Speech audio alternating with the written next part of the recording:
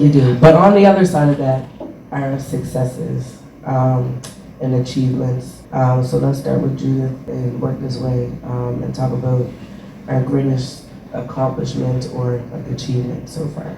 I had a 5-year plan for the block. I'm not going to reveal all of it because even though it's been 5 years, I haven't checked all of the boxes. But I managed to check a pretty big box in year 3, I believe. And that was the block party, which was a festival. CBC Music at that point had done 7 years of the CBC Music Festival in Toronto at this location called Echo Beach, multiple stages, family friendly, good time for all. But they would have like Cadence Weapon on a side stage, or So I wanted the block party to be all black artists. We teamed up with an organization called Manifesto that sadly doesn't exist anymore. It does exist. I thought they were already 25th anniversary next year. Oh, so they're okay. Well, there you go. That's good news. Thank you. Teamed up with Manifesto. They did an annual festival every year. We partnered with them, called it Manifesto Presents the Block Party. They had the main stage, we had the side stage, but the side stage was larger than previous side stages at the CBC Music Festival. And what was key for me was having as many black people that work at CBC part of that festival as possible. So that meant not just the artists on the stage, but the folks behind the scenes. If we had to, not if we always have to hire freelance, shooters or production folks. Start with black people first. And if you don't know a black shooter, find one. That's what I wanted. I wanted the space to feel safe for everybody at the front and the back. And so I managed to pull that off. Unfortunately, it was supposed to be a multi-year thing. We've only done one. Budget cuts are real, but I hope to be able to do it again real soon.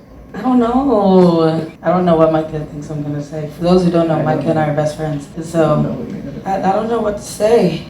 Honestly, I think my measurement of like success and identifying what is the most successful experience I've had is changing. And I think that's always hard for me to answer. This is what I'll say though. A couple years ago, went off to LA for a year, and I got to work for Tyler Perry Studios in their music department, learning sync. And then I spent some time doing an internship with the Stellar Awards. And it wasn't leaving down home that was the most successful thing. It was actually all that I learned and was able to bring back home. And it really changed the way I approached the industry. It opened my mind to see what was possible for our people. And I think being able to be back home and add that to the industry is one of the most successful experiences I think I've had so far. If I had to,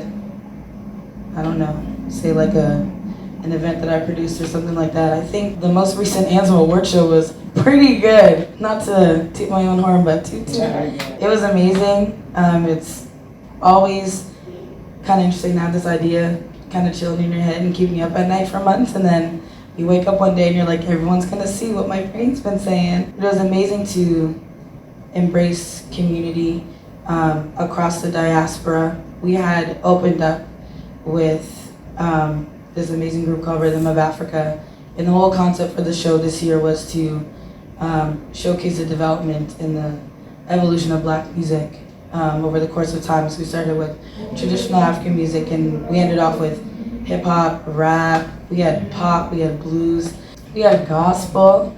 Shout out to all my uncles coming out and singing. And it was amazing. And I got a text message the next day from the lead singer of Rhythm of Africa. And she was like, you know what, last night was amazing, but it was so cool to learn about African Nova Scotians and their impact on music and the history that you have of music, because I never knew about all this before. And so I think success right now for me is looking like helping people learn and understand more and kind of come to this better place of, I guess, cohesiveness, and how do we actually stay in this industry together, and it's not, one above the other, or we're just gonna highlight Afrobeat artists right now because that's what's hot. But I think for our community especially, helping people get to a point of understanding each other better and sharing stages together and creating collaborations that people have not had the chance to before. So that's what success is looking like for me these days. For me, this is going to be like a couple of answers, I guess, because every time that you sort of get to that bit that you felt like, this is that bit, then you just realize there's like that another couple of miles to go, like you're starting again. What feels really cool to me right now is like just being able to sit here in Nova Scotia amongst all of you. You know, like delegates have been getting sent all over from Scotland, whether it's like White Days or even pitch before I started there. And to have myself here and Sammy here representing Scotland, to me is like, okay, this actually feels like a step in the right direction, although there's still so much more to go. I think the work that I've been doing at pitch, that's felt really good as well. Before I started there 3 years ago, it looked completely different. There wasn't people from the community that have the experiences that we have that were leading that project, and it was going in a certain direction because of that and causing quite a lot of hurt back home.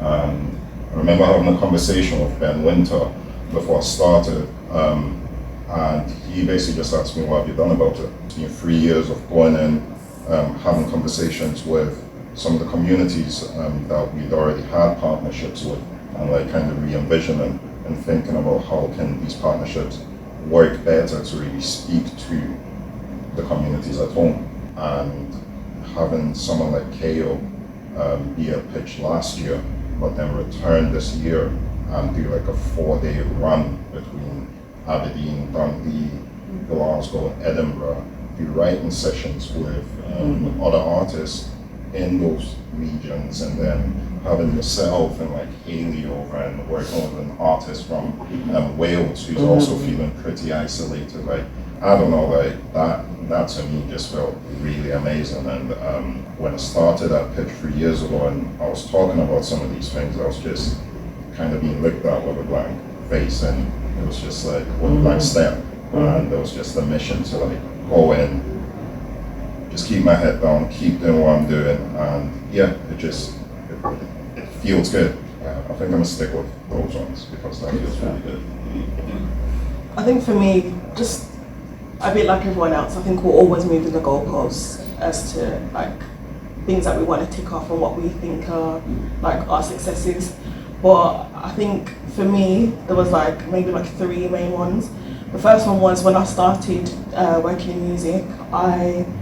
Music was like my side hustle, and I worked a 9-to-5 job as a receptionist in a high school, and I had the opportunity to, while I was doing radio, I had the opportunity to go to Jamaica to produce content over there for the One Extra YouTube series that is done every year. And that YouTube series was like on my bucket list before I even got into radio at all. So when I got the opportunity to do that, that was obviously like one goal ticked off, because like I'm just really into, obviously R&B is kind of like my specialist thing for work, but from like a Jamaican background, like reggae and dancehall is like my absolute thing. So to be able to work on that was like great, but because I worked in a school, I had the opportunity to go, but they wouldn't, my job wouldn't allow me to go because it was in the middle of term time.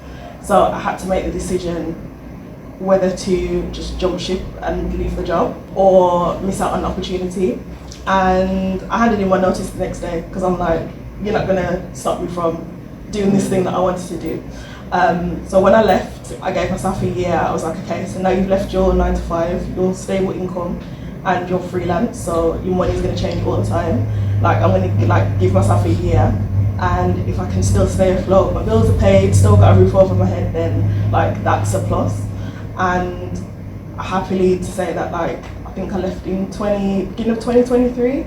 I left my full-time job. I'm still got a roof over my head and I'm still making money, so I think that's the main thing. Obviously being a parent as well, and a single parent, making sure that my son has everything that he needs. So I think that is the main thing for me. But also just being able to help artists, and like working on BBC Introducing on One Extra, it's like it's the first show of its kind that helps music of black origin like at the beginning of their journey, and giving them the opportunities that they wouldn't have gotten if they weren't like signed to a record label or didn't have radio pluggers and that sort of thing. Being able to put them on stages like Glastonbury and South by Southwest and The Great Escape and all those sorts of things, like, and just being able to be part of their journey, like I think those things are, that's just great for me. Like I'm like their little cheerleaders. Like the artists feel like my babies. Like I stand at the side of the stage like this is just great. Like they're shining like they're supposed to. So I think those are probably the main successes for me, I think. Successes. I think, okay, so when I started at Music Nova Scotia in 2022, that was like my entry into like the industry side of things. And so like I literally started on a Wednesday. There was a deadline for an application on a Friday. And they were like, we don't have any like applicants from the, say no more. I was on the phone texting people, I was calling people, I was DMing people on Instagram being like, there's money and I want you to get it, but you have to apply and really like sell yourself in the application and we'll go from there. And that was like one of their biggest like submissions that they've had from the community. A lot of people before that didn't even know that Music Nova Scotia had funding that they could access, but now they do and they apply. So that was definitely a success. Also, when I started, there was like before the new staff and board was there. Music Nova Scotia did a great job of burning bridges with the community. That sounds really weird, but there was one artist from the community who's done some pretty like big things. They've been on stage with some pretty big artists, and I ran into her at the Jazz Fest one day, one of the daily shows. She was like, yeah, you work for Music Nova Scotia now, right? I'm like, yes. And she said, yeah, I don't want anything to do with them. I'm like, why? What did they do? And so she was telling me, and I'm like, okay, well, you do understand that that leadership is not there anymore, and things are actually moving in a good direction. They're open to working with the community and making things better.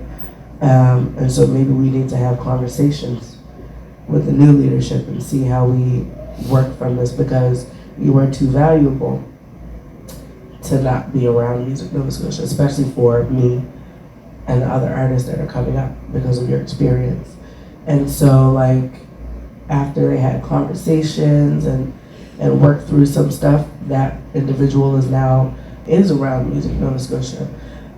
So I'm happy that, Music Nova Scotia trusted me to help them mend relationships, and I'm also happy the community trusted me with that. But then there's the other side. How do we continue to build this trust and make sure that it is meaningful and intentional?